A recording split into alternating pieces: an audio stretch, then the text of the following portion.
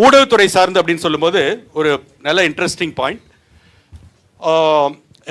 நான் ஊடகத்துறை சார்ந்தவன், சரியா?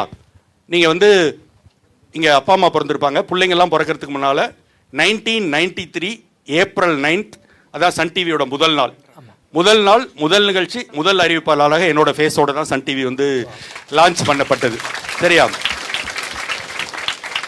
அன்னைக்கு ஒரே ஒரு சேனல், இன்னைக்கு ரிமோட்டை தூக்குனா 200 சொச்ச சேனல். இந்த 200 சொச்சத்துக்கு படித்தவங்க வந்திருக்காங்களான்னா வரல. கடையில் சேனல் ஃபுல்லாக இவ்வளோ புக்ஸை தொங்க விட்டு உள்ளே இவ்வளோ வச்சுருக்காங்க. எஃப்எம் ஒரே ஒரு கவர்மெண்ட் எஃப்எம், சினிமா பாட்டு போட மாட்டேன்னு அடம் பண்ணுவாங்க. இன்னைக்கு வந்து 10 பிரைவேட் எஃப்எம் ஒவ்வொரு ஊர்லேயும். இதற்கே தவிர அது துறை சார்ந்து வந்திருக்காங்களான்னு இல்லை.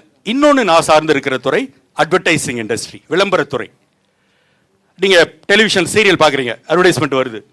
கரெக்டாக சொல்லணும்னா அட்வர்டைஸ்மெண்ட் நடுவில் அப்பப்போ சீரியல் வருது. எஃப்எம் ரேடியோவில் அட்வர்டைஸ்மெண்ட் வருது.